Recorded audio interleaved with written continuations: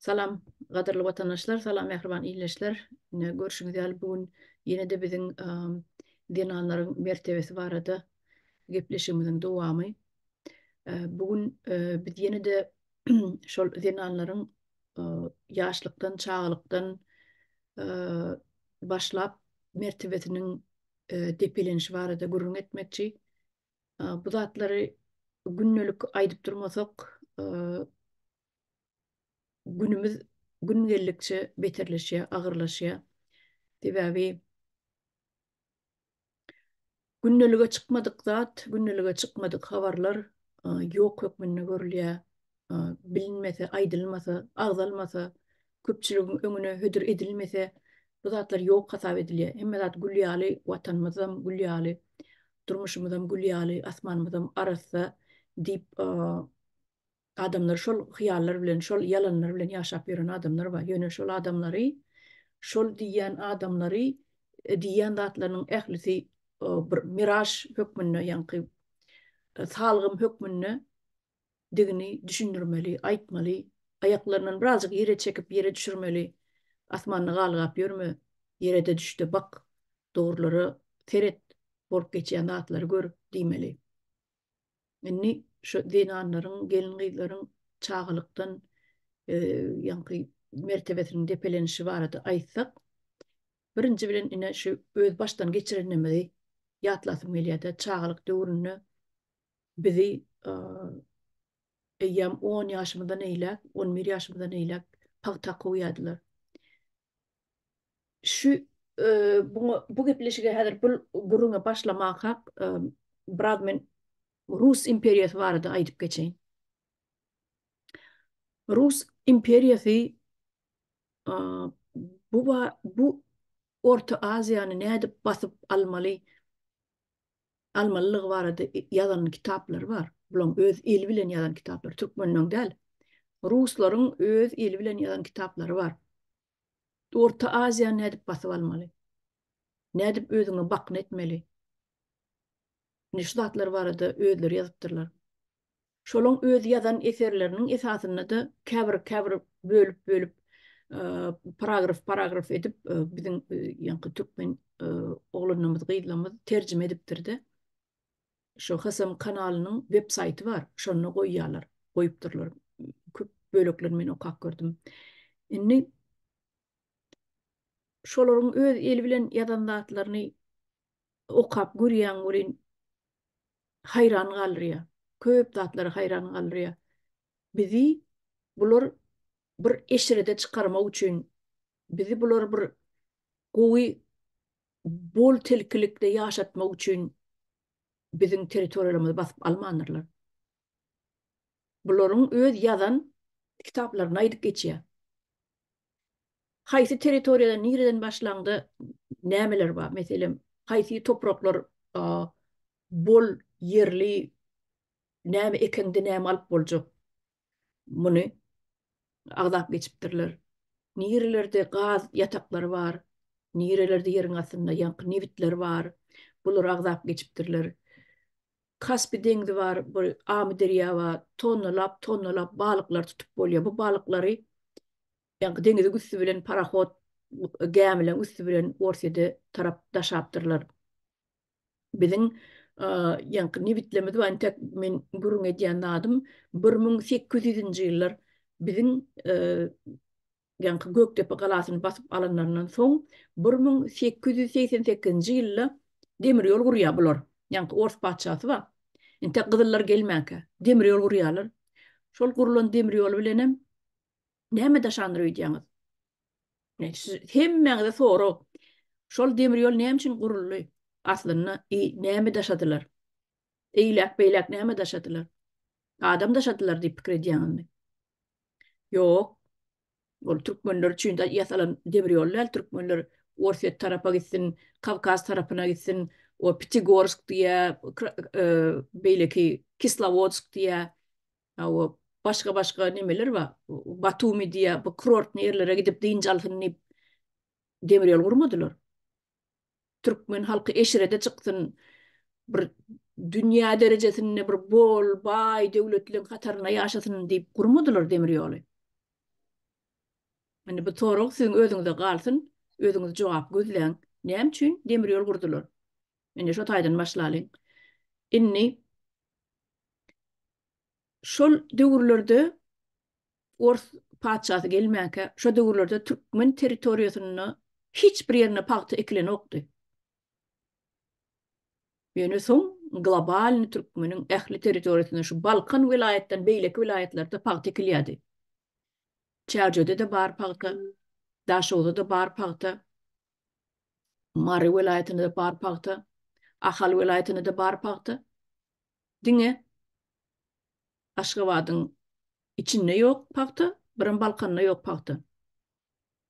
Tüä Balkanda paýty ekip bolanok daglyk. Hemme ýeri dağ, zato olaň ýeriniň aslyndan nebit alyp bolýar. Inni biziň territoriýamyzy, şu territoriýamyzy bütün kartany eliň alyp teredende niresinden nämedende näme gazanyp bolýar. Näme baýlyk sorup alyp bolýar. Ine bularyň bar ýazan kitabam şu hakda. Bar eden gurunlarım, pikirlerim, yatsa tursa planlarım hemme dady Türkmenistanyň territoriýasyndan nädip näçe köp gazanyp bolýar diýip plan düzülen. Ine şu indi aýtjak zadym bar, şu taýda aýtjak zadym. Ýanky neme bar? Biziň çağlyk döwrümizde bizi näme üçin paýty ekip paýta meýdanyna gowdular. Ine birinji soraw şu taýdan başlalyň, onuň izi düşnükli bar size. Ine biz 10 ýaşymyzdan başlap günnüz paýta ekidýärdiler. Ýatymlyk däl, günnüz ekidýärdiler, ýanky ýerden ekidýärler, akşamara ýylymyza getirýärdiler. Kiçi ýaşly çağalar, mektep okuwçylary. Inni ondan soň 7-nji klasa barangdan soň ýatymlyk alyp gidip başladylar. Ýatymlyk diýilýände sen enengden ataňdan aýra düşýäňde gidýäň bir vilayetlaň nimelen bir etraplaň bir ýerine, şo taýda sen ýerleşdirýärler bir küme, paxsadan salynan jaýlar da ýanky palçykdan salynan paxsa diýilýärmi. Onuň şol kümelerde ýaşatýardylar. Onuň o taýda banya zat ýok. Gyzgynjak banya, ýa bir kuchня, bir gulýaly neme, onuň zat ýok. Meýdana ýerden gidersiň, bir garnyň aç, bir garnyň dok. Onuň günertan bir çay, gütte çay gaýnatyp bererler. Bir gazana da nahar taýda atararlar, bir çorba ýaly bir zat.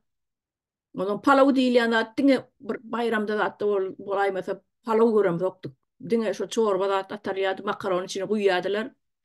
O et zat ýokdur, ýöne makaron bardy. Ana şonu bişirip berýärdiler. Günneligem şo bir çorba. Onuň käbir ýagdaýda biri ýarym bir aýdylan edip bir towuk horoz zat demedip beräýmese gazanmada atylýan zat ýokdy. O süýjü köke on ýaly adam ýokdy. Diňe çay bererler, her kimiň öz izinden näme gelse şonu ýerdi. Kimiň enes atasy ýakynrakda ýaşaýan hepde de bir sapar gelir. Biziňkiler daşrakda ýaşaýanlar aýda bir sapar barar. Ine şeýdip şol çağalar eýýem 10-15 ýaşyndan dep bilen başlaýar. Ýöne aramyzda bir sanam orsyň çağasy ýokdy. Şunu berip gelýän watandaşlar. Biziň okan mekteplerimiz ýa şol ýanky baran paýta ýygyma baran ýerlerimizde bir san orsyň çağasy ýokdy. Ors mektepler paýta akidilen okdy. Ne muny aýtmaly. Ors mektepler paýta giden okdy, görem zoktuk. Hiç ors çağalar görem zoktuk aramyzda. Inni ýene geleliň türkmen çağalary. Bizi sentýabr aýynyň başyndan ekidýärdiler. Mektep başlanmaryna bir salama barýas, lineykada durýas. O birinji sentýabr okuw başlady eýle beýle. Elimde kitap paýlaýardylar ertesi bir güni. O titrat titradan özüň almaly. Ine şeýdip bir salam edemezden sentýabryň başyna eýýän bizi paýta ekidýärdiler. Şol paýta jemi ýylyň 4 aýyny arasynda paýta meýdanyna geçirýärdi çağalar. Bilim nirede onsoň? Bilim nirede bolsun? Ine mertebämiziň dip bilenýän ýeri şo taýdan çağalykdan başlaýar. Inni gelýär. Ýanky Pakta gutorya noyabrın ortalarına başlarına pakta gutorya. Ondan soň soğuk başlaya. Ondan soň yağış başlaya, gar başlaya.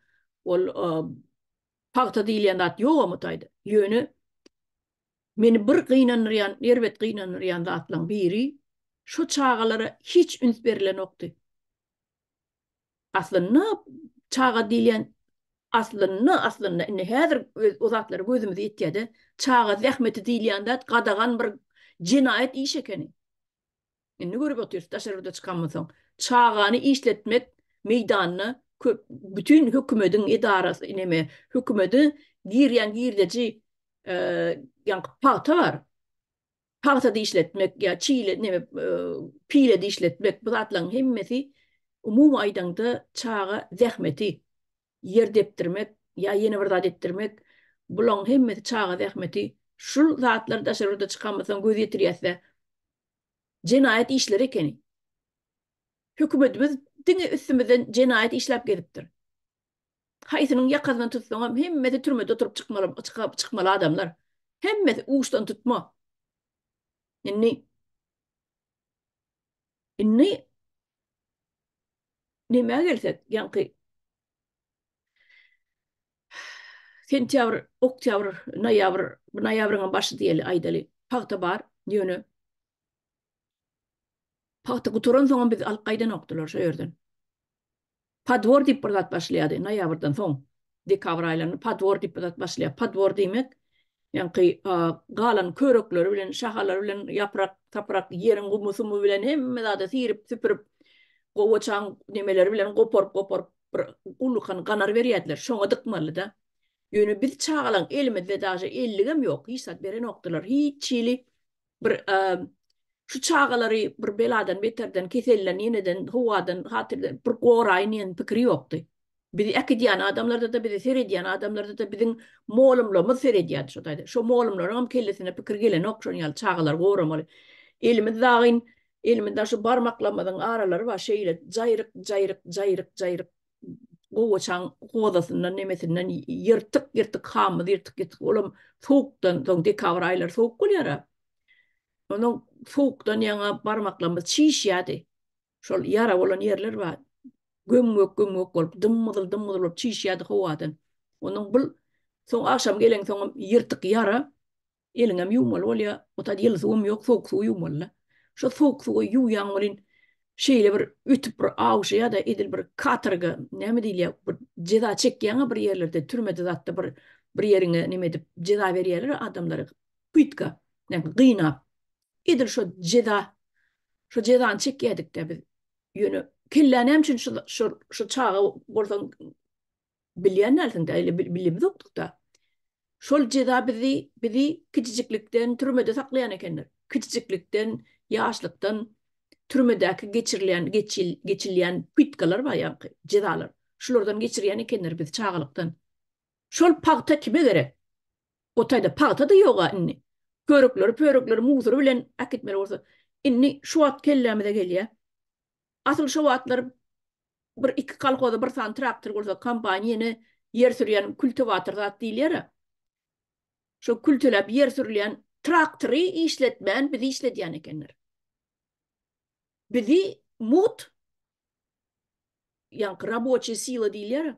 Mut işçi hökmünde, mut traktor hökmünde olýan ekenler. Traktoryň ýerine traktor aýýalar. Ýa traktoryň bir şaýda ölse, oňa pul çykarmaly, oňa ýağ uýmaly, oňa pul çykarmaly, oň bir şaý bolsa, nemesi bolsa, tigirlenesi bolsa, on çalyşmaly. Gepiň ysgasy traktor diýilende aýagy saklamaly. Aýagy saklamaly, şoň üçin onu eksploatiert etmeliler, işletmeliler. Bizi bolsa çağalar.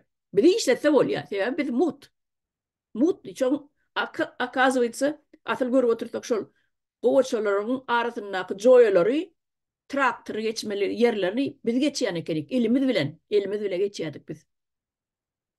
Elimiz bilen şol yeri dırmalap gazalap biz bar hapa pur musuruna çen aýryp bizi işledýän ekenler traktoryň yerine. Inni şu atlaryny göz ýetirýär. Asyl bizi diňe mut işçi hökmünde çağda dogurdypdyrlar aýal gyllamyda, enelemede. bizim doğulan çağalarım bizi işçi, muht işgar hükmünne, muht traktör hükmünne ulanıptırlar meydanlarda. 4 ay mektep göremiz okuduk. 4 ay biz meydanlarda geçiriyorduk. Sapak yok, sapak okuma yoktu.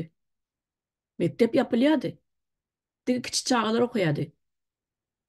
Yine şu kıynaşlı vakalar nimettiğince yadıma düşüyor da ödüne canın yanıya, geçen yaşlığına canın yanıya, geçen çağalık dögürün çağalık dögürümüz bolmanlığı, çağalıkta oynamanlığımız şu zatlar kıynanır ya, ilin çağası yalı, orson çağasına diyenle, orson kıyalı bir oyuncu oynap, ya bir lagerlere gidip pedil etmedik çağalar biz. Biz şu yatlap otursak içimiz o atalıyor da.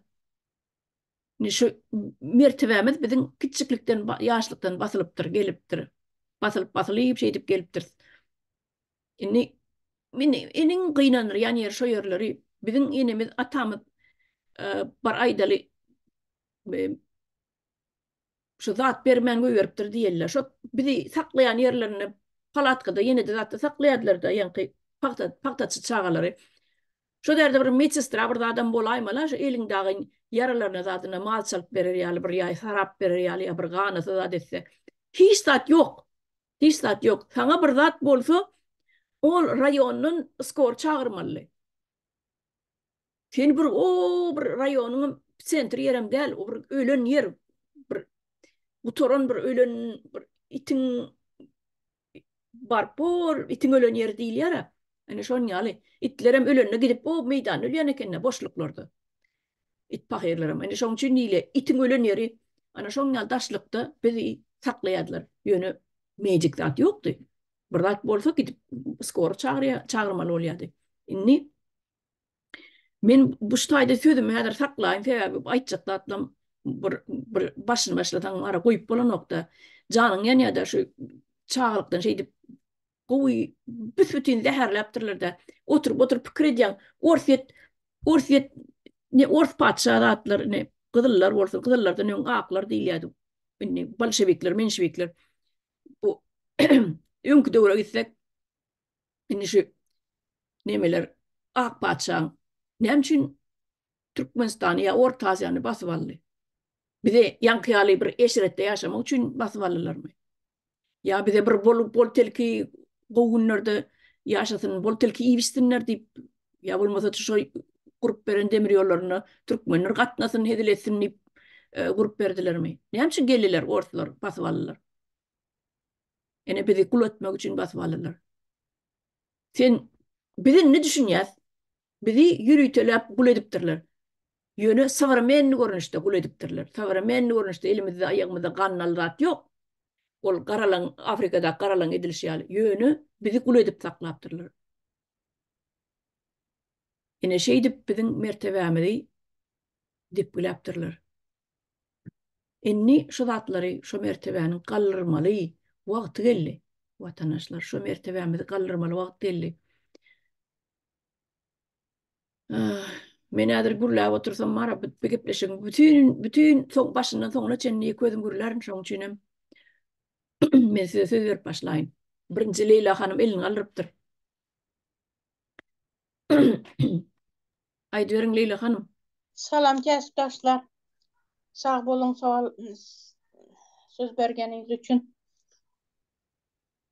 Oýla hanım menem şu ýaş wagtymyzdagy zatlaryny aýtjakman da. Şu bizani 4-nji klasdan siz aýtganyňyz diýen 4-nji klasdan başlap nege paxtaga gitip başlar edi. Ne paxta termekni bilemiz, ne bir sumka götermekni bilemiz, ne paxta terip netmekni bilemiz, hissatni bilmisen, ullulany izinden yürüysen, anşında ettirip zor bilen gelip taşıradik üyümüze. Unda gündelik katnartar edi.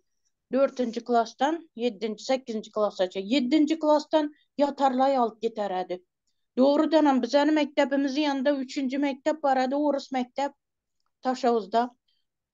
Uladan hiç kim paxtaga gitmedi edi. Bizanikiler gitar edi. Özbekler, Türkmenler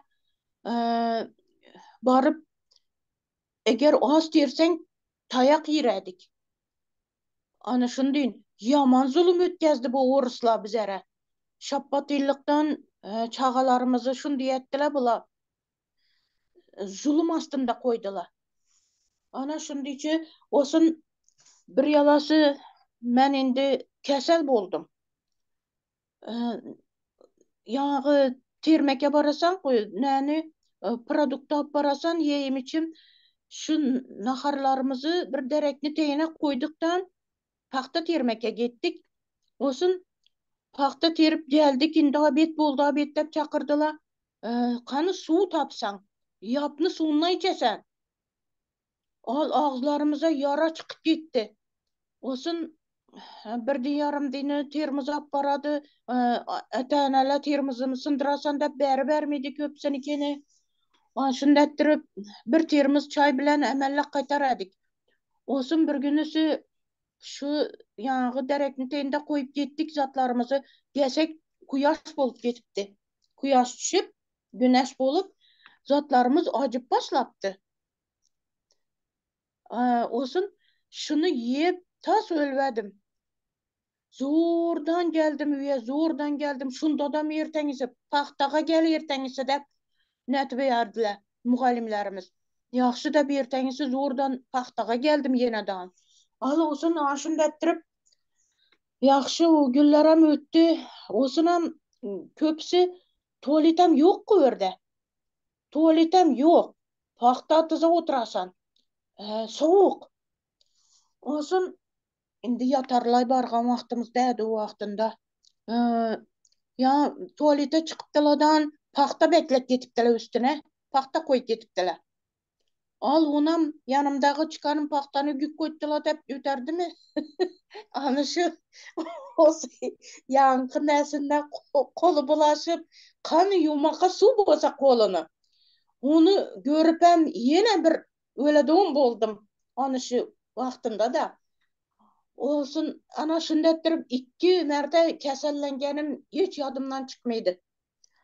Olsun şunda ettirip yağı ayal kızlarımızı kolları yarılıp ketken, tırnaklarının araları yarılıp ketken, даже ökçeleriçe yarılıp ketken bolar yani yatarlar ketkende.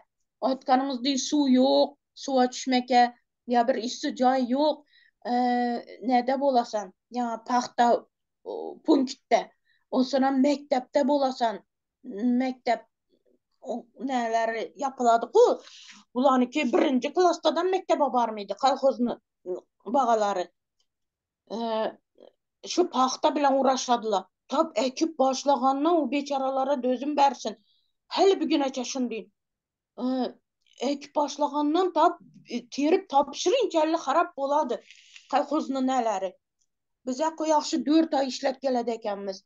Ula şu ömrü şundettirip ötkelle ba. Osunam yağı bir 84. yılda ikinci mektep bizəni Taşovuzda prezden öteredi. Demir yoldan da. O poyiz gelip 72. yıl doğulgan nele 72. yıl nele mingende şu avtobuza 2 klasını bağaları poyiz sürrep gitti. Ana neçe bala öldü şurada. Vay diri kalan bala bu olmadı şunun içinde ne? Bir gene mektepten şu günüsü paxtadan kalan nele netti. Diri kaldı klasından. Cevap Ana kim verdi? Cevabını kim verdi? Şu cevap bulanlardan. verermile, soğap verermile hiç kim yesat etmedi. Dünya gayişnikni başlığı e, yollu kurvan da genedi. Yollu kurvanını işten çıkartaşadılar. Bar boğanı şu, etten işleri. Katıgul ceza veriptirler. He. Ondan ceza oldu mu? Ondan ne oldu mu? Bu ne sebep? Bu Eyüptar değil bir de. Eyüptar özleri Oruslar. Ne için bize paxtaga yüverdi daha ne için Oruslarını yüvermedi? Kim için bize işledik? Kim için paxta tirdik? Canımızı cabbara verip.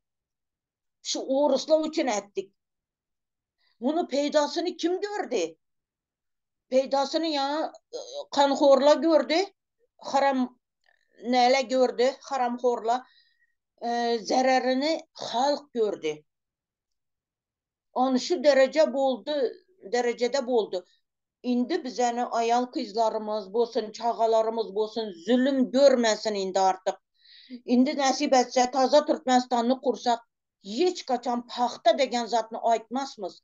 Paxta degen zata zorluk bilen yüvermezmiz çağalarımızı, özlerimizi, ayal kızlarımızı. Paxta degen zat gerek miydi? Başka yurttan alıp nişetseler, şündetseler gerek bolsa paxta ne yani fabrikalar bolamış şulara gerek bolsa başka yurttan alsınlar. Satın alsınlar. Lekin bunday zulüm ötkazmakni to'xtatalı indi çeki geldi. Bu çeksiz oldu zulüm görgenler. Neme Ana vardı? şimdi Şuradaydı. Ha, o Leyla Hanım şuradaydı bir zat vardı. Yine tahtan ne için ektirdiler bir de. Ne için yıldırdılar bir de. Yine mumuy objektifini seyretsen yankı neme var da yerden çıkan nevit bilen gazın yankı summaları var. Getiriyen girdecisi. Şu girdeci bilen paktan deňeşdirýän pakta diýilen zat hiç zat. Şonun gelýän girdeci mizir hiç zat. Yöneten şunça akıp duran zadyň pulun garşylygyna paktadan gelen bir köpük 10 köpük diýeli 10 köpük puly şunun garşylygyna milyon dollarlaryň garşylygyna sen şun bar işiňi pakt etmek bolmada. Bu devitten gazdan akıp dursa sen nämçe pakt etjek? Odan bir köpük gelýär, 5 köpük gelýär, 10 köpük gelýär, onun kän pul gelen ok. Ýöne nämçe bar aladan derdin aladan pakta bolmaly. Sen gazdan devitten gelip durka. Inni size açıp bereyin. Yani açıp bereyinlerle inni size ayırıp bereyin. Şu gelýän pullaryň nira gidýänini halk soramasyn diýip halkyň bar ünsüni pakta soğuya. Brigadierlerine seni kakıp pakta çıkmaly. Çıkmadan bolanok bargyn ertir. Awop. Ýabry yaramasaňam gelýär. Onu şeyde başlıklarım, brigadierlerim depip berenler hemen göreni. Onun mersi olup ellerini, bilini, bakınla urup başlık sırap şeydip aylanıp berenler brigadierlerim. Öz ayarları olsa ya öz eceleri, daydaları ya cigileri, yeneleri ya çağaları işleyenler brigadierlerim. Meydanı görmersiniz. Katıyıp göreni. Ine bul yankı neme? indi şu tergen paxtalardan hiçbir erzimegen pul aladılar. Köşüne yetmedi köşüne. Bu tozdurgan köşüne yetmedi dedi. Onu yürütedil ya, onu paktan bakası, onu beş köpük, 20 köpük yürütedil ya. O işlerine Yigirme yetmesin Allah. deyip, işlerine yetmesin deyip edil ya. Yol sebebi Oh, gelyen pul yok da. Sen paktadan getirilen gelyen girdeciğini sana aylık hükmünü vermeli. O paktadan gelyen zat yok. O gelen adam olun cübütüne gitsen gidiyen olsa sana ne vermeli? O elbette 15 köpük verirler sana. Sen 15 köpük versen hiç zat. Uzak gününe eşek gel işlendi de sen bir gün ki yiyecek palavun pulam çıkana onun. Havan o şu 3 tane de padbor degeniniz. Padbor degende yani süpürüp alıp getesen hemme zatını bir. Ana şunu diyeceğdi. 15 tin paxtanı nəsi, sərəsi in başında 15 tindən bərk başlaydı. 10 tindən. Olsa şunu ettirip indi şu ecemli aytaradı da. Dirarsın beçarala. Ne de cabbu başlık degen boğan. Krupski sapozda. Krupski'de bize yakta. Demir yoluna arayakı. Unda yağı cabbu başlık degeniniz tüm paxtatıza çıkınla emmeniz dep gelede gelle. Olsun paxtatıza çıkıp bilmeyin. Geç kalıp gitken ne boladı inam ayal maşkalala. Ne için dese bula 6-7 geçerlim karangı çünçerli paxta termeli. Gelip hem kirkimri yumalı. Çağalarını yemekini yapmalı.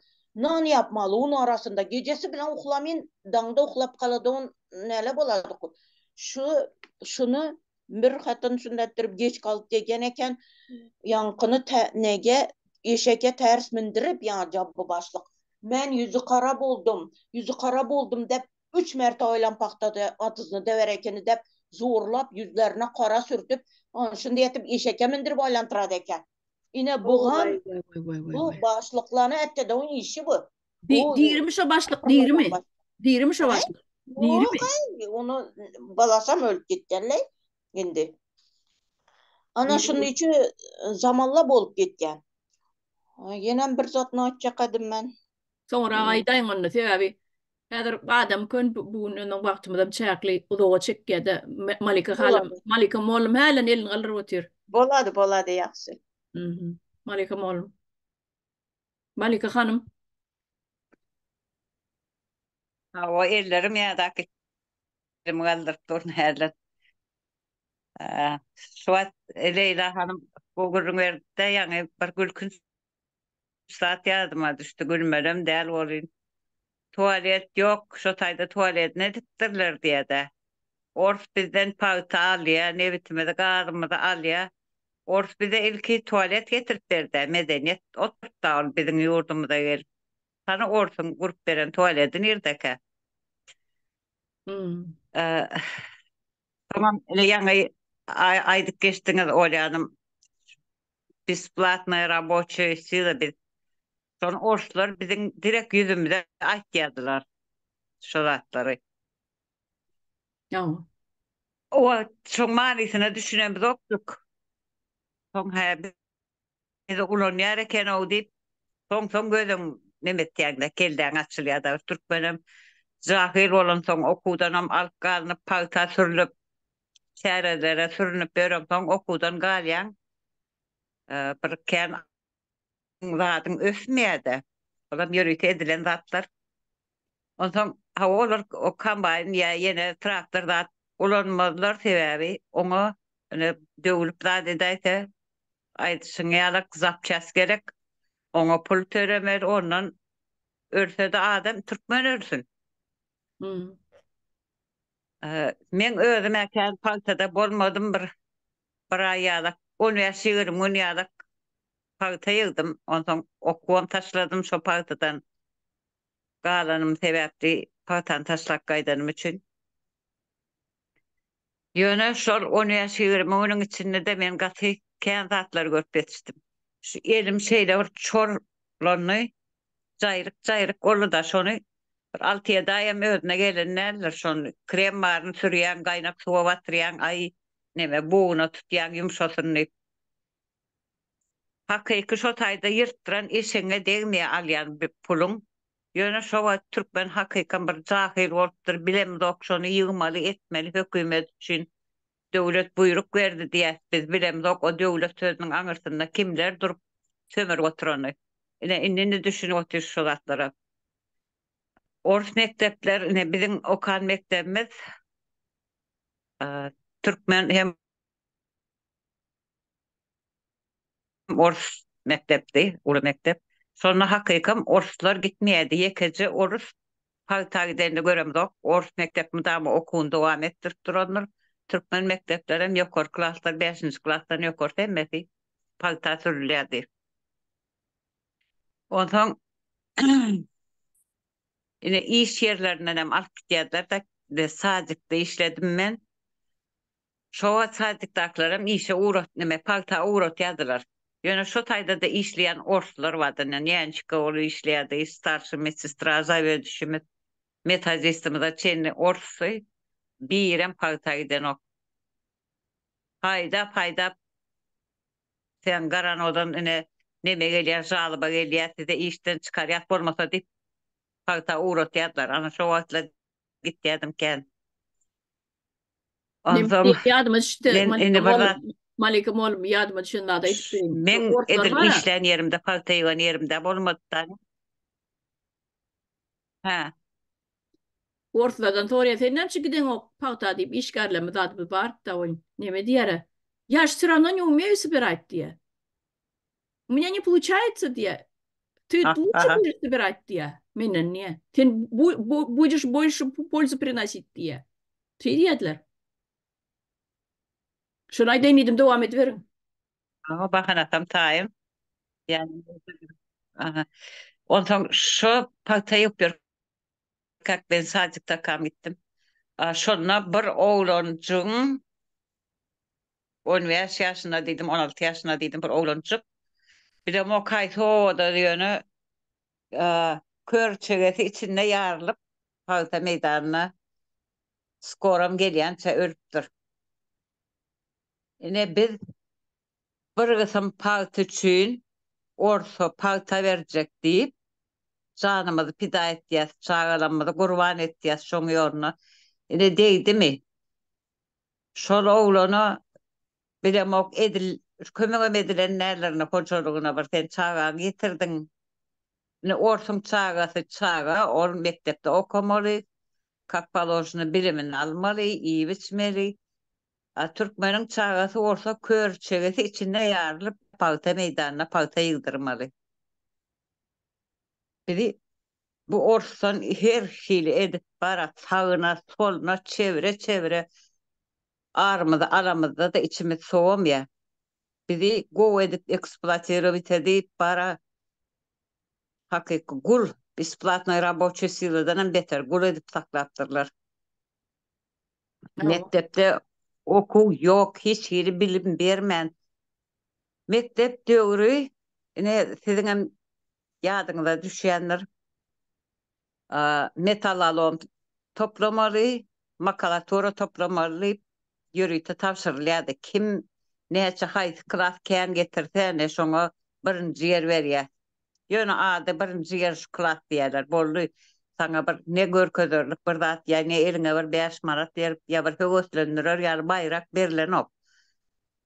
Şonda makulatura diýip biz öz öýümüzdäki kitaplary yığnap gazet, jurnal, kitaplarymyz bolsa bir wagtky bar okulan okdyp alyp alyp gowurjak bolup ertip berýärdi kim köpürek getirdi.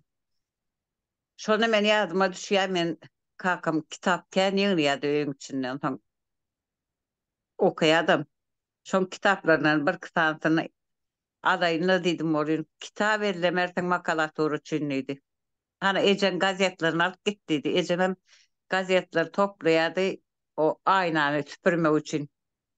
Nemesini gowy ýalpylatýa aynany. Ondan şonu bir kuşsany men şondan bir serany bildirmen alıp äkitdim de. Sen şo makulaturany getirmeseň seni lineyka diýip bir zat bardy mektepde sapak başlamanka ilki bilen lineyka stroýa durýan.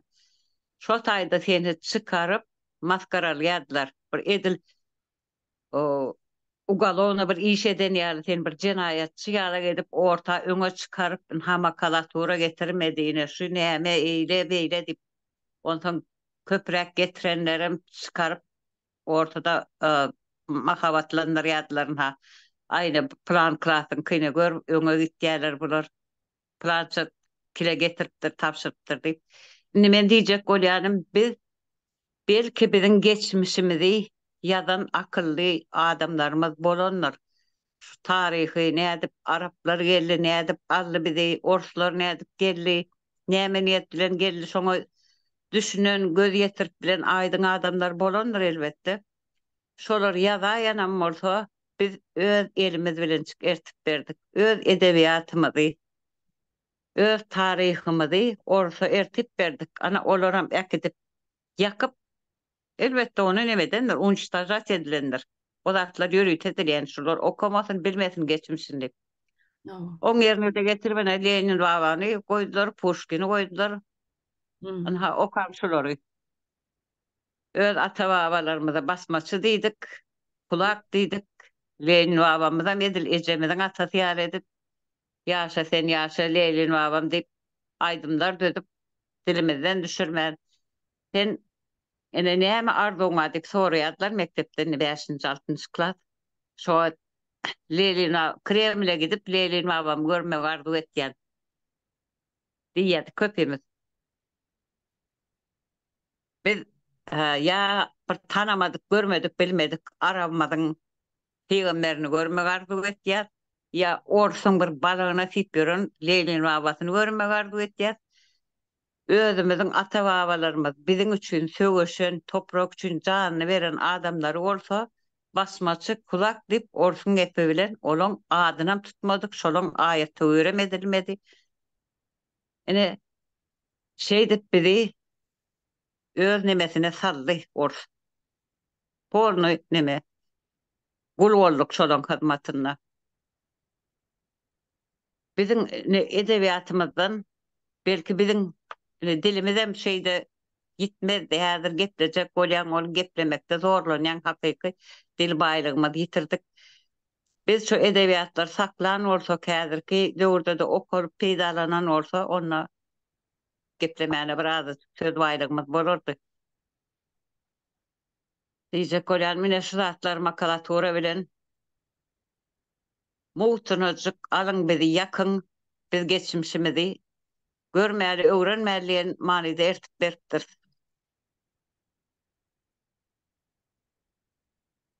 Orsun bize eden ziyanları kän sana otursun. Ýöne biz hemmesine diňe nebit gazymyza däl, pagtamyza däl. Bize edilen jebri, bize şeýdip bilimsiz, aňsyz, bilimsiz goýanlygy, jahil goýanlygynyň hasabyny soramaly. Hemem ine fronto diýip äkidibem 41-45'te biziň sen Russiýa, sen watanyňmy? Ol bir kapyr, sen musulman diýip ýörsiň özüňe, sen türkmen. Şolaň ýurduny jan beren biziň ata-babalarymyz bar. Ölüp gitdiler şo taýda. Ýene de biziň enelerimiz el işlerini, şaý seplerini, altyn kümüşlerini beripdir, şolara fronta kömek diýip uğradypdyr. Şo zatlaryň hasabyny soramaly biz Orssan. Näme olan iki dowup bir galanymyz bu Ors bolsa da Arap bolsa da ikisinden hem hasap ýokman sorulmaly. Arapdan hani bugün ertir hemme dünýäde sorarym kadiýen sebäbi araplaşmadan ya Türkiýe döwletem çykyp otyr, köp milletler ine düşünüp başladylar şo zatlaryň näme dogrudygyny. Taýda men borda deýin kändirägem gürledim etjen. Beýlekleri. Öyle vatandaşlar nemerek gysgyrak tutulyň adam kän bugün şoň üçin bir sagatda oturjak bolalyn. İşte de miwe kanımız elini kaldırıptır birinci. Şoňa söz berelin. Hawa hanımlar hemeňize gepleri haçandan bäri diňläp otyryň. Ýaşlygyma gitdim.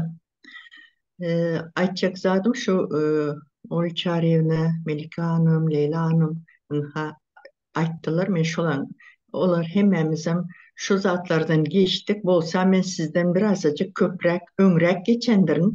Sebep 65-68-nji ýyllar arasında şu pahtany ýygýatdyk. Ýöne nähil ýygýatdyk. Gündüz gidip gelýärdik traktorda, maşinda. Ondan soň yatılı giden wagtlarymyzam boldy. Indi şu wagtlary indi men hanımlaryň aýdanyny gaýtalap oturmaýynda aýtjak zadym ýadymda galan şu döwürlerde misal üçin akrep, skorpion, möý diýes. Şu çakan çakıp ýogalan çağlarymyz boldy. Ine öz klassdaşlarymyz Tiyan, skorpion, içyan bolýar. içyan. Soňra öz klassymyň misal üçin 68-69-njy ýyllarda şu suwalan ýylyna ýakyndy. Näme ýylan çakıp şu pahtada wagtynda ýylan çakıp ýogalan oglanymyz boldy. Tä doktor gelinçe ýogalyp gögerip kaldy çağa. Ne şoň ýalzatlar bolup geçdi. Şunu aýdaýyn diýdim. Ine özümün misal üçin aýtsam pahtan ýygyp bilemokda men pahta. Ýani Melike hanım aýdyp geçdi da liniyeka bolýar diýip, her gün liniyeka bolýardy. Şu yatırımlı gidenimizde liniyekada 30 kilodan aşağı ýygan şu liniyeka çıkarylýar da maskara edilýärdi da. Soňam bir gruby bir Rus fizkultura mugallimimiz vardı. Elinde şunu al liniyekası bilen aylanyp senin elin şu ellerimizin içine uğrayattı da senin elin näme başkalarınkidan näme mi nazik mi zaten öňden o pahta bilen parça parça olup ganan ellerimize 5 köpüklük pet kapekli bir vazelinler vardı munyalı. Şu vazel yup şu vazelini sürüyorsun vazelinin bir kömeği yok da Bir azıcık yumuşasın ertesi günü pahta yığmana gidende deyip ne bir perçatka var ne bir ellik var elinde. Şu günleri başımızdan geçirdik. Ha son şu 74. yılı yeni gelen men okul bitirdikten sonra şu kalhoza gelenimizde men bir zada nemettim hayran kaldım. Ova yerine şon yal şehir yerinde pahtaya gidip şon yalıydı.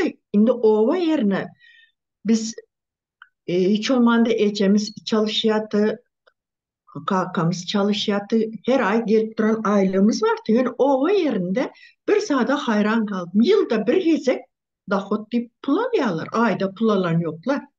Onun içinde pahtasam var, kurçuğam var. Yine giyecek gündesi doğulan çağası bile meydanda bular. Ne için? On yağlı edip onları pahta meydanına. Gepin kıskası yılın içinde bunların oku ya 2 yarım ya 3 ay eğer yanlışım olsa aramızda muallim kardeşlerimiz var. Onlar aydaysın. Kalan vakt çıkankası var, nemesi pahtası var, onun iyisi var. Ne mi? Padbor mu zat mı? Yine şon bilen gün geçiyor da şuların. Anha son nereden bilim bolsun? Yok bilim. Şunu nemedin dedim. Sonra yine doğrudanım bizim kitaplarınızı öyünüzdeki lişni kitapları getirin deyip aylanıp ne только makulatura hazır aydan 69, 70, 71. yıllarda spesialni eşi arabada şapkalı, ayaklarında kerzvi edik, vayenli çalvarda adamlar yürüyte 2 günlep, 3 günlep kaysı o, например, biz Hıvinka, Oralka taraflar, şu kaysı öyde ulu adamlar var yok, şoları razvetke ettiler. Ben özüm свидетель şu an. Hani sonra neme, как будто letteçi geldi deyip yürüyüp çıkıyorduk da letteçi geldi deyip onlar neme lette alan olup butulka alan olup şar mı sakkız mı onu bunu verip razvetke ettiler.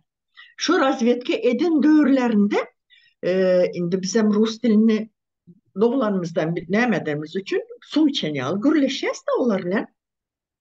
Ну что, у вас есть вот, которые старые рукописи, не нeme, nehle, Maşinka'da değil de rukopis kitaplarınız var mı? Мы вам biz size 10 igruşkalarımız var deyip meyakı igruşkalar, kuklalar, avtomatlar sandığın içinden açıp 10 yıllık kitap kimde olsa, sizde olmasam, komşuların çağlarında olsa sebep biliyor da eneleri, ataları işte.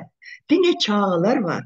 Şoları gör keziyatlar. Son şu özümüzde bulmasan kimin enesin atası muallim olsa ya bir mektepte nemeden olsa okumuş nemeler olsa şoların çağlarına derü yugur var. Şunnalı zat var ya. Var mı sende? Özümüz svidetil olup kömekleşip şu kitapları tavşırıyatı. Ben bilen şunlar halde bir klastaşımın kakası internatta muallimdi. Ecesem tekstilini de upravляющим bir zat. Şuların öyünden 4 tane Mahtum Kulu'nun son Göroğlu'nun kitapları el bilen yazılan kitaplarını özümüz kömekleşiverdik verdik şolara. Alıp son şolar için neyme şimdi arada duranımız için bize bir zatlar verdiler de onlara kukla verdiler, avtomat verdi, erkek doğanına. Yine son arasında bu yan bizden size padarka deyip başka zatlara verdi. Son 2 yıl geçenden son aynı adamlar yine aylandılar bize. Şimdi tanışaolar. Tanışma olan için biz onlara yadırgamız yok. Yanına varsak son dediler ki o vakit уже defterler krasivi, kalamlar, plasmaslar, son sirkul zatlar, komplektler getirip kimin öyünde sandığınızda mamanız, babamızın satmadık yine bu görkezli gümüş zatlar var ya gelinlerimizin eline takan neme şu suratları görkezdiler. Men liçni özüm Ecemin ecesinden ecesine kalan şu eline 5 parmak yüzük, bileklik, son guppa, şu saçına önüne koyulan demirleri bile götürüp bilmem 10 kilodan ağırttı o. Doğanın bile sürüp getirip adama verip alanımıza ne diyseniz şu sirkul, kalam, 4 tane defter, sonra bir paçka sakız verdi elimize. Oh, Yine oh, oh, oh, oh, oh. Ay, enem bile aytmağın ne? Aytmağın, iyiden aytmağın vay. enem Olga çağırayım da enem bile mamam o zatları yok katarında taşlap koydu da ta ki ben durmuşa çıkmama bir ay kalanda Ecem'in yardımına düştü. Şu bir padvalımız vardı. O yerde bir sandık vardı. Şu sandığı aktaradı, diredi çıkadı. Mamamdan bir zatlar soruydu. Öyle padvala kim girip çıktı deyip soruydu. Bizlerin aklımızda mı yok. Son ben ettim. Ne mi oldu ene bir zat mı sizler düşünmüşler deyip de sonra mıydı? Akazıcı enem şu gümüşlerini aktardı. İşte mamamın 4 tane ullakan muşkoy gümüş, bir tane kayış gümüş var eken. Erinden kalma. Ona verip biriz. Ana, öz elimiz bilen özümüz verdik. Yine şu an zatlar oldu. Şu onlar ucu pilot yırttılar. Sonra sayız dövründe ne olsam tüken bir hasta zat olsam pahta enemiz atamız önümüze düşüp bir spravka zadalsa bir 2 gün 3 gün şehirde yaşayanlara bir возможность vardı dinlenmeni. Bu olsam şu 90. yıl olandan son Sapar Murat Niyazov olandan son işle oturan doktorlara, muallimlara zorla pahta gönderip koyuyor, başladılar. Balnoy oçurtta duruversin. Ölecek olsa yöne doktorlar pahtaya gitmeli. Her balnisağa pahta meydanlarını bölüp verdiler. Yine şu son, например, e, ben gittim de generalinin yanına dedim ornuma birini tutayım. Sebep ne çabalno var. Onlar pahtadan zerur balno'nun sağlığı değil mi dedim. Böyle onda dedi sen gelip ne işle ver dedi. Yöne sizin kabinetiniz dedi. Rustam işlenkiniz dedi. Neçe sana kabineti sana da 5-6 hem hastanı siz görüyorsunuz dedi. Yine şongalı. Şongalı edip bizi 90. yılda bak bir şey. Azıcık bir geplep başlasan sakraşenyen düşürecek. Sakraşenyen düşürecek. Zaten sakratit edip hem işi e, sanitarkaları düşürdüler, medsestraları, akşerkaları, sakraşenya, ivraçlara, например, 3-4 vraç olsa bir tane vraç. Sonra gün günden talavan köp. Yine например bir günde şu например 5. gün ayttılar mı? Şu neme dövründe şu 92. yıl по-моему. Panzelnikten değil ne şunu prikaz verdi областрав. Panzelnikten hem yazgı Türkmen elipisinde olsun. Tercüme et, fikrin biz hem işe Rus dilinde okap, Rus dilinde yazıp hem zaten nemeden son yine bir günde 2 günde şu Türkmen dilini doğru düzgün bilemiz yok. O diyagnozlar, o keseller, o dermanlar tamamında hem mesela bir neme dilinde olandan sonra o resept aynı yazıladı. Yine şunyalı günü koydular. Balnoları hem taşlap her kim yine de tercüman tapıp yine şu Türk slavarlarını alıp şoların üstüyle edip bir zatlar edip her geçelim şu doğru düzgün değil. Sen böyle yine bir yerde например Türkiye'de dışarı yurttayım edil şungal diyelim ki ne şu istorya balezin. İstorya balezin hem mezat hazır tayara просто çizip gidiyor. Bizde on yal zat yok. Yine şunal, prostoy, çisti list, ona hemmesini daskanan yazmalı. Düşünüp görün, bir günde, napример, 15-20 balno görülyen olsa, neçe balnoya düşüyor onun santa, olar nemedince neçe adam dışarıda durup giyip bilmen, yine iş vaktin kutaran sonra, oları alacak olsan yarım giyeceğiçelen priyom etmeli. Yine şunnalı ağır güne koydular bizi. Benim de şu yerde baka, Aw, nemediğim başka oturanlar, karaş oturması. Garaşıp oturanlar kendime. Ya. Bu hanım. Ştadonna melik gelin alırıp turşan söz verelim. Aydı bilýän ka, gürlä bilýän ka. Salam vatandaşlarım, hanımlar. Benim şu vakti yadıma düştüğünden yadımdan çıkman ka menem demedeyin aydayın fikirlerimi deyimden. Olmada soňragynda jemleýijiler deýinip oturdum. Yani ne şutayda şu olaçarına başta demir yol deyip nemettirine de şutayda menne bir soraw döretde 1880-nji ýylda mı diýdiňiz demir yol çekildi Türkmenistana diýdiňiz de 88. 1888. O 82'de Göktepe galasy bolly, uruş bolly. Ondan soň ýuwaş-ýuwaş öz eline geçirdiler. Ymykly göz ýetirdiler Türkmenistan öz eliniň aýasyna. Şoň üçin hem ony ulanyp başladylar. Her ýol, demir ýol çekdiler. Onu etdiler, bunu etdiler. O şey dip öz eline öz territoriýasy hasaplady da soň. Ondan elinden geleni edip başladylar. Halk tekdirdiler soň. Şoň ýaly.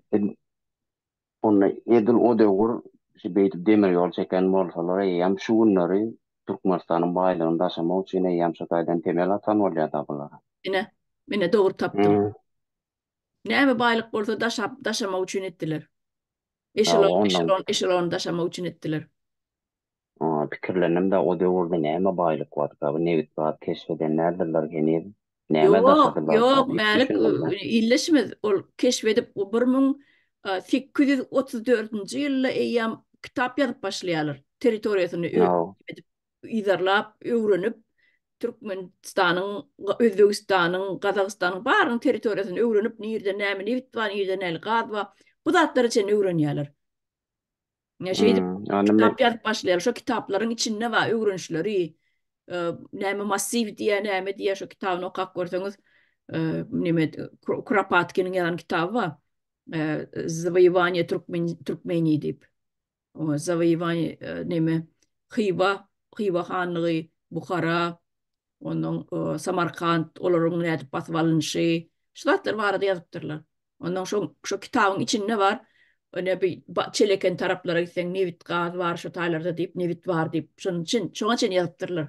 Ýeriň aşagyna näme çykýany çenni. Düýelap düýeli kerwen bilen neme ýol ýörapdyrlar da bir neme o daşoz neme çäjow tarapdan beýleline tarap balkana tarap şu düýel zatly şey dip geçipdirler neme ýollary. On düýelerim ýerli ilatdan alypdyrlar. Tebi eýýam neme de öz başda düýäni öz başyna alypdyrlar ilki. Ýöne öldüripdirler, düýäni seredip bilmändirler. Onuň şeýle karara gelýärler, eýeti bilen almaly düýäni. Bu jagada birazjyk pul töleýär. Onuň eýeti bilen bile kerwen akidip getirýär, öz malyny öz seredýär. Gara şoňa edip bütün Türkmenistany idarlapdyrlar, öwrenipdirler ýeriň astyny üstüne hemme zadyny. Düşünüpler. Onuň ne şu pagta barada görüň etdiňiz inni men gas kiçirek da ýaşym inni sed ejem bilen duş suňyzda hemmeňe üstad eden anlar. Inni ola bir öň bir mollum zat bolmadan bilem okulyklanmadyk ýa biz o döwürler näme pagta ýerden olmadyk diýip bilem okda inni men öz başymdan geçen pagta biz döwürde de bar da mektepde ýa-ni şol başda sentýabryň başynda kitap aýlanylýar. Onu şu sentýabryň aňyr giýip çykarypa 5-7 arar kolya pagta sürýärdiler. Ekidýärdiler onu indi bir gıýlar zatlar pagta ýa-da içinde ýygymçylar zatlar we olar baýa da wesler pagta ýalar. Onun bir oğlan olamsa bir gaçyk gaýdyk bir hedil bermezdik on. Ya gidersin ya başga bir oğlanlara zatlara demek edýärdiler oğlum. Pagta meýdanyň töwerine bir oğlan dawalda şotaýyp gidip aýlanyp ýene de awtobusyň ýene ýerine ekdäjek wagtyna dolanyp gelýärdik de. Ondan ne biz eskere gittik. Gulluğa gittik. Olan şu tayda da ne bileyim ne merak etiyadiler. Pagtağa gel sürüyadiler de. Indi men özüm nemede piyada koşumda gulluk ettim. Pihota diýerler. Pagtygym döwür bir ekidýärdiler. Her gün şol töwerepdäki owa bolsun, etrafy bolsun nemeler gelýär. Şu kimin gektarda bar bolsa gelýärdi. 10 sana, 20 sana sallat berler diýip alyp gidýärler. Çastyň içine. Indi men bu taýda bilen neme bir diňe pagtygym döwür. Ýöne şol döwürde nemeler hem bar. Hekimlik çast diýip nemeler bardy. Olar diňe işçi. Olar hiç çeýlek bir ne bir ýara ne bir avtomat satdy. O adam görmedik ellerine diňe pil balta görenler olar. Bizler soň indi bilen näme de bolsa pihota bolsa bir ýylda bir ýere uçap galat görnüm men ýaragylat gördük de okomatik gördük. Olar näme o näde watan goramal olar. Avtomat tananoklara wapça hiç çeýlik görmedik bereme bar ekeni. Soňandan men pagta soňandan bu gulluglar tutulmy bir ene maskaladat kurumdan soň bir gelek hiç çeýlik iş tapman bir ýeri go çölde şu marda bir garometrap bardyr şondan 50 kilometr çölüň içine gitmen şo ýerde bir ýeri 2000 hektar pagtasy var ekeni.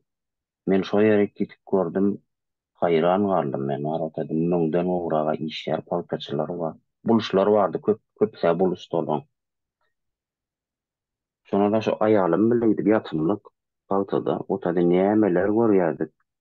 Indi çölüň içi bolan soň o taýda bir wagty nemeler we möjegimi sagalamy. Hatda sırtlanla çendim bardy. Sırtlan bile görýärdik beni. Ona şol bir nemeni bir gyýjaga giýje şol ayak ýoluna çykyp durýan bir o taýda bir neme ýok da bir hajatxana zat ýok. Giýjeye közi çykypdyr. Çölüň içi bolan soň onda giýje bir zada iýik gidipdir diýemini. Soňra şol boýnuna gyzyllan şol monjuk bar ekenne çaga şol pagtaýy gazanyp gyzyl monjuk edinipdir. Monjugyndan tanadylar şol gyýjagaly. Aýny okugutaran bir 7-nji ýylda. Ondan indi şu taýda ýene mende bir sorag döredi. Ine bolýanny ýer altyndaky nebetin gazyny söndürmek, onu bir owrluk etmek üçin many halkyň gözüni baglap, pagta bilen gözüni baglap, bu zatlary hem bu daşady. Munça pagta tonmalar, şol näçe zatlar, pagtalar ýygyldy. Ondan soň Türkmenistanyň içinde tekstil kompleksler gurdular, şul önümler işlemek üçin diýip. Olar wany men öz bilýänime Mar vilayetinde, Mar şäherde bar, Bayramalyda bar. Aşgabat beýleki vilayetlere gitdim, Lewapda bar, gören ýerlerim, zatlarym bar da. Indi şu önümleri işleyen bolsalar bolar, hanonda bolan önümleri bir eksporta ýa-daşar ýolda gidýärmi bolan. Bu şul Türkmenistanyň önümi diýip, ýani haýsy bir ýurdun bir önümi zady bolsa etiket bolýar, okuýar. Masal üçin Made in Germany, Made in Türkmenistan diýip mene hiç ýerde görmek, başgalarym görendir aýdym Türkmenistanyň önümi nireden. Tekstil kompleks näme üçin guruldy onu taýda. Tekstil kompleks näme pul işlemek, pul ýuwmak üçin, obyekt üçin pul näme çykarylýar, meselem senlik beýleki pul ýuwulşy ýaly ol obyektler boş duranlar, işleýän näler sebäbi çiğmal hükmünde Türk näme pagtalar satýarlar daşarurda. Alyp gidýärler. Ol saýy döwrüne senden sorulmaýady. Vagonlara ýükläp eşelon uratýardylar. Ýöne Ýöne indi görülýär da şu tekstil kompleksleriň şol nemeleri, ol ammarlary bolýar. Giden o kip pagtalar zatlar basylgylar durýar da, indi şondan görýän zatlarymyz da şu wagtynda ýadyma düşýär bolan. Bir giden pagta bolar, süýüm oň içinde tekstilde işleyen adamlar, olar bilen neme çykýarlar. Olar bilen keselli çykýarlar şolar. Ken bir ulap gitse 3 ýyl ýa 4 ýyl işläýärler. Insan ýa böwrüni aldyrýar şolar. Sebäp içinde çyýgly gowa bar diýerler. Onuň şolara bir neme demmerene bir şol edara içindeki işleyen işlerlere bir näme bol. Bu medisine kömegine veren oklar olaryň. Yo olur yaldat yönü. Şu Türkmenistan'ın çıkan tekstillerin çornu hot bilen gidiyanna bilýän men. Çornu hot diýenim hükümü halka zat ýokdy. Halkyň Türkmenistan'ın magadynlaryna zat ýokdy. Ýanky tekstil edaran öz nemesi var, başlyklary, ýeneleri, eksportörleri, ine şular daşerutlardaky nemeler esasen Orfet bilen işleşýän ekeni. Ine Orfetden göçüp giden bir Orf adam, ine men şolong tanışyn tanıyanna şol Türkmenistan'ın gönüle vagonlap tekstil getirip satýar nemede Moskvada özünün edarasy var, satýan magadynlar var, paýlayan magadynlary, özünün sklady var, uda lokan giden ambar. Ine şol Türkmenistan'ın içinden çıkarya hiç il bökdünsiz gönümel gelip durýan nemesine. Moskva edarasyna gönümel gelip durýar şo tekstilni produktlar, ýanky tavarlar, palatsense bolsun, pakırval bolsun, şu paltadan näme ýasalan bolsa gelip durýar şoň üstüne. Olam çornu hotdan satylýar, görýäňizmi? Türkmeniň ýene de halkyna hiç zat ýok. Gana ýene el galeriýalar. Mälik dowam, Bolýa sag bolun. mälik dowam etjekmi ýa? Demi, bahar el Soňrak dowam ederler mene ýere nime bolsun. bolýar, bahar. Ýa-da Mhm. Yurttaşlar men hanımlar, beyler men şu öňünçe peygamberlerin zamanından başlajaklar. Yetişebilsem parta zamanına da geçerin ýöne şu baştan başlayın. Näme üçin öňçe peygamberler Araplar öz dinine uydurmak üçin, öz dinine inandırmak üçin bizi kısyp geldi. Töletdi, salgyt saldy, mecbur etdi. Öz nemesine Arap dinine uydurmak üçin. Biz Arap däl. Eger peygamber boljak bolsa, näme üçin bir Türkmenden peygamber ýok? Ýa-da bir Özbekden peygamber ýok? Ýa-da bir Türkden peygamber ýok? Näme üçin diňe Araplar peygamber bolupdyr? Dünya Kitaplardan şolar. Kitap yazanlar şolar. Yok, kitabı yazanlar ol değiştirip hem de adam büyük kötüp yazı bilýär. Menim şu an bahar bir näme boldur alanın kömekçi boldu diýip menim özüme kitap yazı bilerim. Öz dinine inandırmak üçin ýazypdyr bir topar zatlary. Salgyt bilen dinine uydurupdyrlar. Inem peygamberimiz ümmaty diýem näme diýerler şunu yurttaşlarymızdan var men haýyş edýän. Şon ýazatlary inanma. Ol peygamber bolupdyr. Öňçe özleri düşünmez şoňa. Türkmen peygamber barmy diýip düşünmeli. Barmy? Ýok. Ýa-da Özbek barmy? Ýok. Ýa-da Türkden bir peygamber barmy? Ýok. Diňe Arapdan bolupdyr.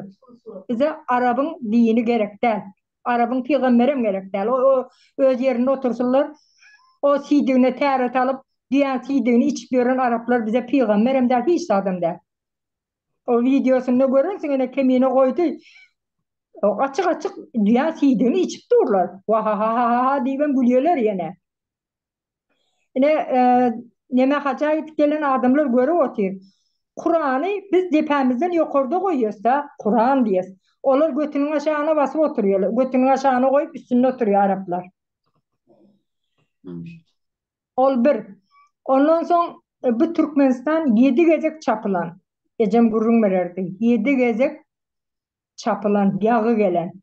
Galmygy ýok, munyň Yezid diýen bir zatlar ýok. Ecem sanap bererdi, ýöne ýadynda ýok. Çingiz Hana çelli gelen Türkmenistana. Ýöne Türkmenler şoň öňünde mertlerçe durupdyr. O orslar geldi, orslar ýuwaş, öwrenşdire, öňünçe çümüklek görýär. Soň birazjyk bıçak sokup görýär, soň kesip alýar.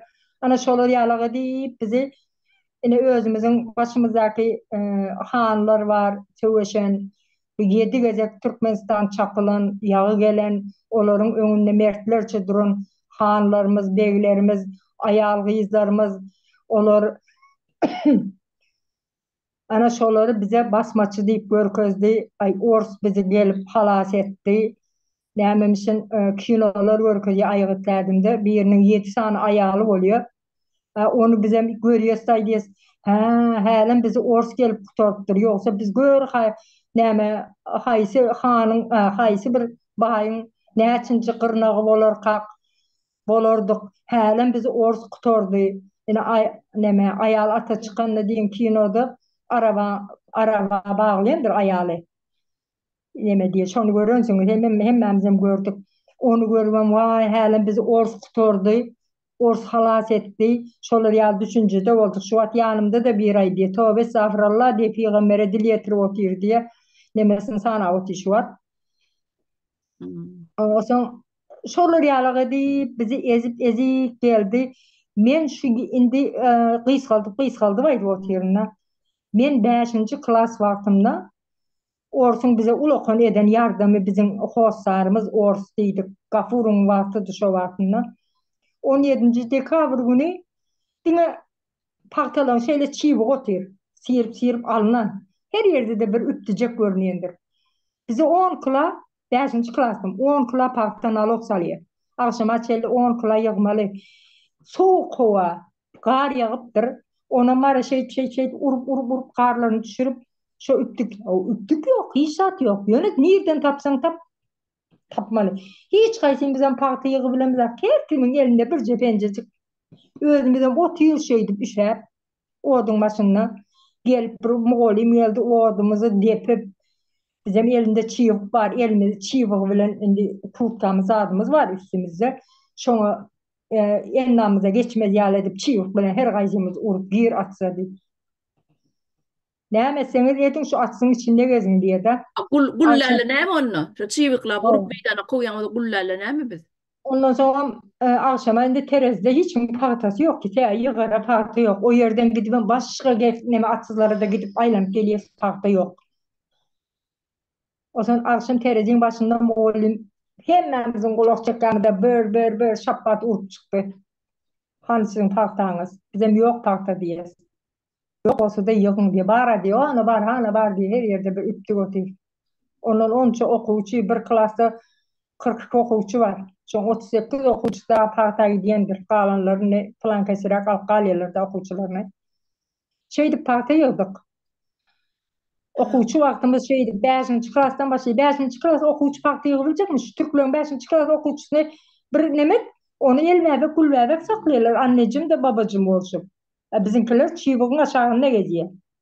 Klasa okan wagtymyzam şeýle. Ondan soň indi ul boldyk. Türkmen maşyn wagtynda keyin aýtdym. Indi öňkülere ezilip geçdik. 10-njy klasa çelli paxta ýygýan. Ýatyrlaýyn paxta gitdik. Ýatyn nemämizden körsüçen ullakan körsüçenler bar ekeni. Jyk edip ses gelýär. Ýüzümizden çörek bar ýa çöregimizi goýup gidýäs. Akşam gelsen çörekleň ýüzi sıçanyk goýar. Şondan bıçak bilen kesip aýryp şeýdip ýedik. Suwa düşýek bolsaň bir kaladovka var. Ýatyrlaýyn paxta gitsen suwa düşmelidirsiň. Kaladovka var, gyzar bolup, şoňa 2-3 gyz bolup baryp üstümizden guýup suw diýip ulakan gazanda da suw gyzdyrýar. Kirmizem şeýdip ýuwmaly, akşam işden gelenden soň suwa da şeýdip düşýär. Tualetde orsun getirip beren tualete sanki bir öňden Türkmenler sıçmadyk ýaly Türkmenlerine öňgötü bolmandyrmy? Indi sıçmany öwrenýärmi? Şeýdip bir ýerdäki duran tualete gidýärdik. Bir sürü ýere ýöremeli oňçyny diýje. Kirmidi özümüz ýuwmaly. Şeýdip eziyet baryny görüp indem garaşsyzlyk aldyk diýdik. Näme garaşsyzlygy? Orsun wagtynda ejem işliýedi. Ejem işlerini işe gidene biz çağa wagtymyz bilýäs. 3 ýaşynda dogurlarym bardy. Bizim ondan 7-8 ýaşymyzda ejem bizi ýanymyza diýdi. Bir pençe ýygsaňyzam peýdady. Şeýdip atsyzlarda gezdik.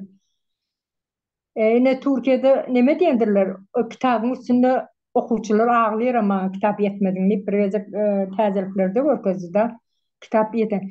Bizim çağalarımız ne diye okuwdan kanikul berildim, otuldum diye. Ya okuw ýok, mugallimlerinde mehri ýok. Mugallimleriň özüniň nemes terbiyesi yok. Okuça bir güler yüz bilen näil özüne çekmeli şu okuçyny. Olar ýazady bilen ak. Diňe palta, oto, hiç adını sıptırmayan okuçylar akademi nerden okuw bolsun olarda. Ol bir soňundan gektar berdi. Bizim nemen gektarym bar dip begendik öz başymyza bolduk gektar aldyk. Nämen gektary? Men 2 gektar yerim bardy. 5000 kilo 5 tonna palta vermez şoňa. 5 tonnadan 5 kilo geçti de yam indiki yıl 550 gektar 5 tonna 500 kilo vermeli dip şey diye de. Yine de dahot alacak dip begeni dahot yok. Sen suğunu dip tutuyor, dökünün dip tutuyor. O sana bir yerden palta ektiriyor Mart'ta. O palta çürüyor. Yani gün kız biçmiyor, göğür biçmiyor. İkinci gedek yeni ektiriyor. Şonu bilip de uğraşılır 2 gedek ektirmeli derdiğini. Ay sana dinlemi, ekmeli mi ekmeli. 2 gedek ektiriyor. Onu tuttuk, bunu tuttuk. Saniye de var ha. Sana dahot yok, bergili olup çıkıyor. Men näçe ýyllar işledim şu gektarda durmuşa çıkandan soň bir gezek elime men dahot alyp görmedim.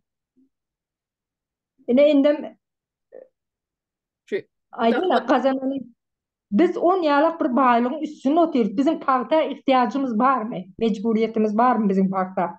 yok. Okuçylar nire gidiyor o baýlyklar? Nire? Ine peýgamberleriň zamanyndan şeýle gelýär da şeýle öwrenişdiripdirler peýgamberleriň zamanyndan. Kısa soňundan ors kısyk gelýär. Ille bizim başymyzdaky tam peýgamberleriň hereketine togy şu var. Biz indi Türkiýe çykanda biz islegimiz bilen bir tans edip beýtik gaýtmadyk. Köp saýdy da ay Türkiýe gidip üýtgäpdir. Kim üýtgäpdir? Bizim gözümüz açyldy. Türkiye'de kısıp çıkardı. Bizim yakamızdan tutup çıkın gidin Türkiye demediler. Biz şu yerde hem zaten mecbur ettiler. Pahtani 100 manattan neydi pahta klası olturduydu. O bir giden pul olandan sonra. 100 manat oltur. Hakimliğin üstünde ölçüp urşuyordular. Pahta menem içecekti. Yani artık maç oldu adam diye de bu yeterli değilse yok diye menem içecek. Biri bilen kıskançıp meni misal üçün pahta dik çıkarırsa men bütün toğum diyeceğim alıp var yana o yere görsenem 100 manat demeliymiş. Görsenem. Bir oğlum geliyor şeydim. Adam çok borçlu diye.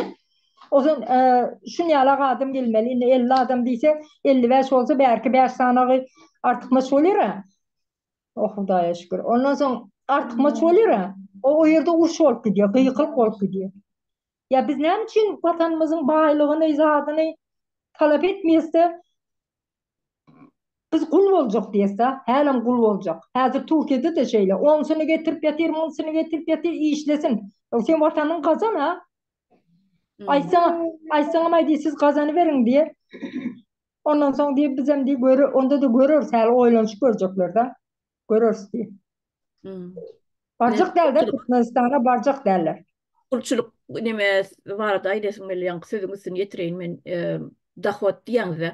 Ne şu dahot bütün şol kärençilere bir separ berilýändir aýlyk. Bolum ýylyň aýagyna my ýylyň başyna diýen. Ýylyň başyna ýatyp aýlaryndan berilýän bolmaly. Indi şular bir ýyllap 10 kaýlap näme ýetmeli? Indi şular dahot diýilýän ady bir ýylla bir separ berýär. Bu näme gödüň öýle? Şu gurun berýän atlaňyza näme gödüň öýle? Deme. Kulçuluk gödüň öýle. Sebebi sen aýlyk günlüğün bilen hisap işin bolmalylar. Aýlyk günlük gullar edinmeliler, gullara berilmeliler.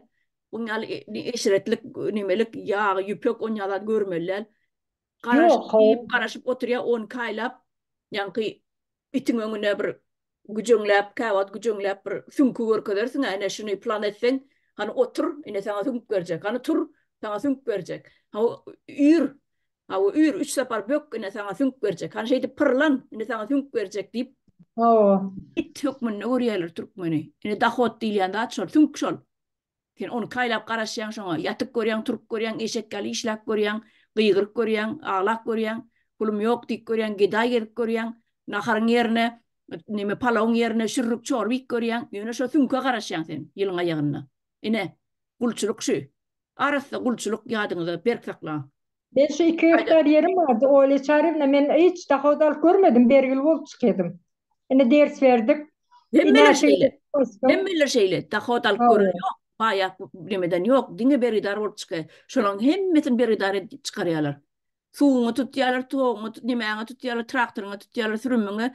Onun bir deneyini tutarlar, onun tutarlar, çitemini tutarlar. Bunun kara senin sonuna beridar edip koyuyorlar.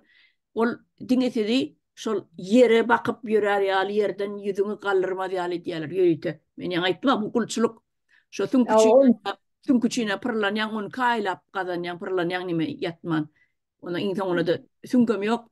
İne sana diye. Hakiki. Yok. Öyle sünk yok. Arkayın mal gitti. Nime ver. Elinden gelse asman yere çek diye. Tayda var ha. Bakar vaktimiz yaman çaklı. Kıyıskarak tutarın gayret edip o Ben temamızın şu ben yananların şu mertebesini vardı. tamam boluyor bir bolda değil men şu an indiki gepleşikte devam ederim. Ha o vaktimizin çaklı onun cennetini tek aytmadık nime gürlemedik vatandaşlarımız. Va cennet elini kaldırıptır. Devam ediyorum.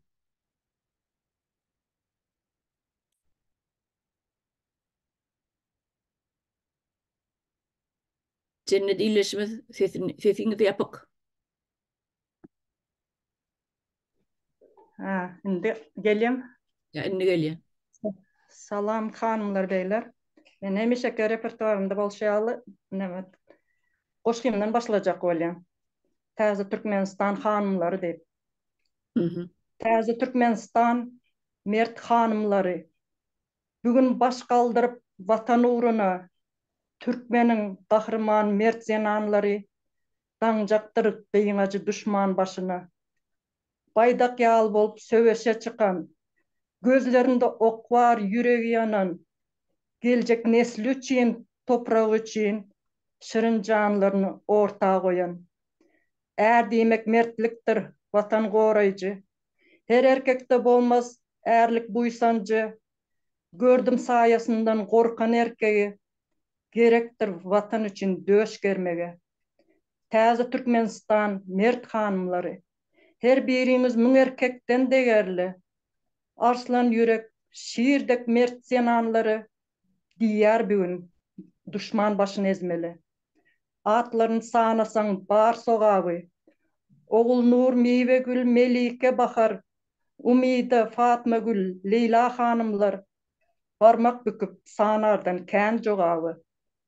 Təze Türkmenistan, naybaşısı siz, görelde alınacak hamir mayasız, hiç kaçan solmasın güler yüzünüz, sağlık bilen kazanalım vatanımız. Benim şiirden de hazırkı bir defilenen mertebe barada. Ait geçecek. Bu koşkin okumak bilen yine bizim şiirde işlev otuş kulyalı işin arasında Təze Türkmenistan için ayal kızların mertebesini dikeltmeli deyip çıkışlar edip görelde olup hareketimiz ederiz. Yurdun içindeki ayal kızlarımıza harekete geçsinler. Öz mertebeleri için yine yigitlerimizden bir neçe çıkışlar etti. Kemine, yeniş, söhbet. Bu arada ayal kızlarımıza polisler, mehemeler mertebelerini depelep yörler deyip yurdun içindeki ayal kızlarımızı yüzlenen sizemin de ayağa kalın, örgütlenmek demek, birbirine arka durmak, şol sizin gücünüzdür. Sizin oğuzlardan gelimiz gelir. Size başararsınız, biz daştan, siz içeriden hareketiniz başlarsanız, bu GTT toparı gidecek yer yoktur. Ne kemine daha çıkış etti. Eğer daşar yurtlarda bolan gelinlere şantaj edip korkuzup onlar yoldan çıkarıyorlar. Okuçu kızlarımız da şeyle bu nesile ne çürüde vatan satıldı. Erkeklerimize de yüzlenen sadağın olayın erkek adınıza ısnat getirmen. Açın gözünüze. Atın şol artıp kalan arak tiriyenize. Arak tiriyekten doyup alıp çağı yaşamağı biliyorsunuz. Onu eklep saklamanı bilmiyorsunuz. Yine de heleyden veya yastığı eplen yatıp kıyva dediğiniz. Palan, palan celep deyip. Hov sizler Bakmasanız ayallar son her yoldan çağılan bakmalı olya. Yurdun içindeki ayal kızlarımız sizlere, meheme polislere öz mertebeğiniz depeletmen, korkuzcak bolsalar berin manglayını onları. Şonsuzun biz cinayetçiler deyip ilan ettik.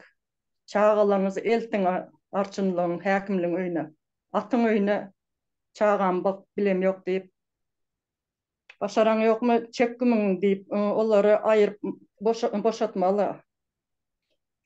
Aşağıdan, ovalardan, etraflardan başlamalı. Aşağıdan opur başlasan sonra yukarısı öz çöke.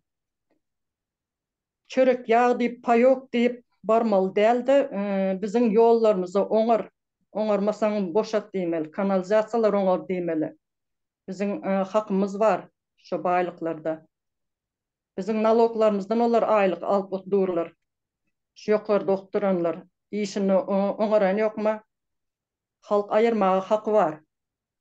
Bize de yaraşya bu yaşap, bu giyinmeyi, yiyip içmeyi, yurt gezip çağılan bilen. Ne şu yerde 7 yıldan ver kovrak boldu işlenme. Göreyen Türk ayallarını işletmen bakyalar, kocaları. Onlar bizlere ne kocalarınız size yurttaşını işlemeye iyi verip bilirler diyorlar. Şol yer yarısı yere girecek oluyor namustan yana. Sizin erkekleriniz tembel diyorlar, yalta diye de. Özler gelip işleseler bolmayan diyorlar. Aydışlar yani 70-80% ayallar çıktı, başkalasını bakacak olup erkekler 20-30% vardır. Şimdi şu pahta bilen başladınız temanı. Hakiki bize genasida buyurulan yurt olupdur. Şu nevit gazımız için bize pahta bilen güymep soğuksuz koyupdurlar. Benim şu okan vaktim gündüzleri gidipdim. Şonda Türkmen çağalar bartoy maşinlarda gidiyatdiler. Orus çağaları 6 vazır günler gidiyat avtobuslarda ondan. Güz aylar olan son ovalan içem batığa yağışlı günü alt gidiyat da bartoylarda batıkalya yollarda. Katı bir direkte yolları. Menin ayaldığım yatırlayın boptu da şu da saçları bitlek geliyordu. 3-4 ay okudan galiyan söydüp Türkmeni cahil koyuptırlar da. Sonra işlen vaktim pahta aktivitler sonda da norma veriyorlar 50 kıladan. Men kan pahta yık bilmem son daşından pul verip şu kılanı yetmeli de yetmesen şu işinden hem vıygır veriyorlar. Sonra Pulçuluk derler ne mi bey? hava pahta şu pul verip şu normanın dolmalı. Ya, Şular yanrak öyle. indi qarab otursak bir yerde düşün başladı şu genosid edilenimiz hemme taraflayın sağlığından tut bilimine çenle. Ya, doğru. Şimdi şu neme şey, Alçaklarım boyaya sağlığın dinleniz için. sağ olun, sağ olun. Şimdi işte de Malika mol meni elini kaldırıptır. Aytacak boyacak da var yani. Hani Malika mol sesini yapık. Aha. He, aslında. Menem bir koşku yazıp başladım. Sen din. Bir geçen bizden önkü Oğuz Zenganları vardı. Sonra bir iki üç kuplet okap vereyim. Hani. Gelecekte ki Oğuz neslimeden şulara münasip bolup yetişer inşallah. Oğuz Zenani iç dünyası ören baydır. Aytyan sözü göğüne caydır. Tövüşte mün yılda taydır. Şeylerektir Oğuz Zenani. Öğünne inedir. Törüne hanım. Ken dünya getirdi. Akıllı alım. Eğer çıkaysa da bir namar tayin elde edebilmez onu bet niyet zalim. Diysem şeylerektir Oğuz Zenani. Mihman gelse saçak açar. Barın yoğun orta seçer. Düşman görse serden geçer. Kılıç aylap kanın seçer. aytsam şeyler yaktır. Oğuz Denan'ı. Bu Oğuz Denan'dan bir vakit ata çıkıp edil bir söwüşün esker hökümünü hem vatanını toprağını hem hocaluğunu gorap bittir hem ene bolupdyrlar. Gelecekte bizim hem neslimiz damarına Oğuz anakyan Türkmen Denan'ımız şular yarak bolup yetişer gel öňkü enelerini ýatlap bizem şolar ýaly bolarlyp mert bolup ayakta durmagy özüni hojalygyny goramagy başarar diýen umyt bilen ýazdym. Gatygy sağ olun. Bolýar. Indi Bir zaman men çyganymlar bir gutlaýyndan. Cennet hanım, Mollum hanım, agdyňyza, ýüregiňize saglyk, galamyňyz ýetip bolsun, helal olsun size. Ýagny Cennet hanım belep geçdi, şuňy üstüne ýetirmek isleýän. Dogry aýdýaňyz. Erkekleriň %80'i ýok, gyňa çybaglaýmaly. Kimiň zoruna gidýän ola gitsin, ana men şunu diýen. Dogrumşyn. Bolýar sag bolun. Dowam edin. doğru menem goşulýan Cennet hanım, Malika oğlum ikiňize de goşulýan. Ýaňky Yinem koşulýan sana ol Aydan çare berdi. aydan sözleňiz gaty yerine düşüpdir nemede. Goşgularda da agzap geçipdiňiz. Berekella. O Güllü hanım eliniňizi galdyrypsyňyz hem aýdyp beriň. Men şu ýerde ikän bir wagt alman, emma kışkaça bir zat aýtjak bolýanda. Biz yani siz hem aýdyp geçdiňiz, ýaşlygymyzy hiç ýaşamandyr da. Nıhamsal üçin men özümden aýdyn, biz 10 çağa. Ejem her ýyl, her bir ýarym ýyldan bir çağasy boldy. Mysal üçin menden kiçi doganym ikimiziň aramyz 11 aýlyk. Indi pikir edip görün. Ejem tek başına şu çağalar uladı bilýärmi? Yok. Ben özümü bilenden şu oturup şu 1-nji klasa barandan öý işimi edende doğru düzgün ışıgam yoktu. O wagtlar kä wagt ışıklarym öçüp galýatdy, lampa ýakyp Almanç var. Almanca menden ikinci, üçüncü, dördüncü jigilerim muňaly o nämede ejem hökümetiň işini bir işlerdi. Gelip hamir eder, mallarına sereder. Daha tinçe kir elde yumalı o zaman. Tandıra nam yapar. O dövrde de doğanım ağlasa ejem gelip emizdirer, yine yugurip gider. 24 saatte ya 2 saat ya 1,5 saat ya yatar ya yok yine hükümetin işine gitmeli. Ama benim en ulusu men bolanım için bir ayağımda şu salançan yüpü. Ayağım bilen şu öğrep hem öğü iş etmeli hem kitap okamalı, okuva tayarlık görmeli. Ondan ertirsi güne dan bilen şu sığır sağıldı mı? 5, 6, 7. klas vaktinde şu süydünü alıp gidip yanımızda bir Uralka bazar vardı. Barıp şu süydem satıp gelip son okuva gitmeliydik. Men okuva barıp okulda menden kiçi doğanım ikincisi men bolan için men okuva gitmeli.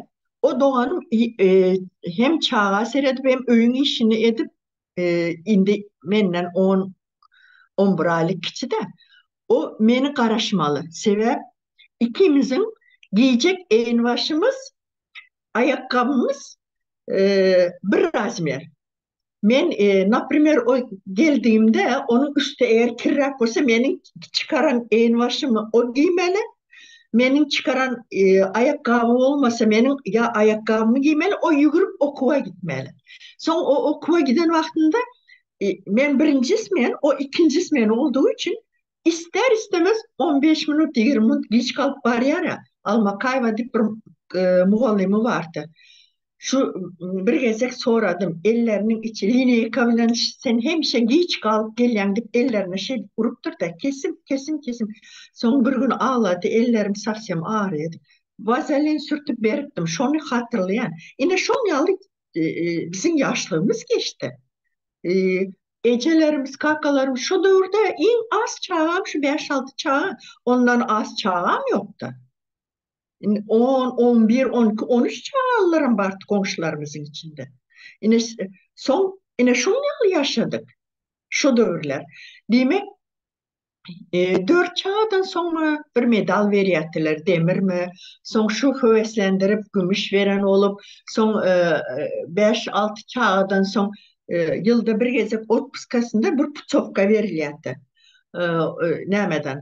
Profsoyuz deyip bir zat vardı. Şu putovkaga kızıp. Şu verilecek medallara kızıp ayarlar bizim şu doğup yatan havarlar yok. Bize mene indi bile o deriz. Olara işçi klas doğu otur. Bizim Ana, geçemizin. ana, kul doğurun köprek, kul doğurun diye. Bulla. Dalcık Köprek bilen Allah. buldur. Özleriniz am kulsunuz, çağalarınız am kul olsun kellesi. Hem özünüz çağaların bokuna bulaşın, hem çağalarınız bulaşsın. Vaktiniz olmasın, gözünüz açılmasın. Yine şeydi bizi şu gün kolonyasına şu gün eterlik Ana getirin günüdür. üstünün vardığını ediliyordu. Ediliyordu. Şon yani. O geplesen yaman değil. Bu gep kutaran yok. Prosta vaktimiz bulduğun için kıyız kaça şunu bir ayda indiydim. Ha, bu Yine yeni bizim sağlığımız hep şeyle geçti. Ha, Mal, öy, Ecem bilen kakamın bir yılda bir gezek, bir yarım yılda bir gezek doğurup veren çağası. Olan bizim ya elimizdedir, ya kiptimizde, ya izimizde, ya biri elimizde, biri kaptalımızda elinden tutup, biri arkamızda edil çağalı, hele yaşlımız hep şeydik geçti bizim. ha, o ulu kul küçük uluyun ulaltmalı. Hova. Neme Şunu şimdi neme Gülhan bağışlan vaktimiz katı uzağa gitti. Bir saattanım geçti. Leyla Hanım elini kaldırıp şey diyeyim. Neme Leyla Hanım bile tamamlaysak diyen. Ne aytacak koyacağınız var Leyla Hanım? Ha, Oğluçka menem şunu açakadım. Yani bize indi bunu izi geterli etmesek bu muydu? Bu çıkışımızını izi geterli ettik. Bizlere yorum yazsınlar. Başına ötkenlerini aytıp ayal kızlarımız gözünü açsınlar. Artık bundan zulümlerden kurtulsunlar.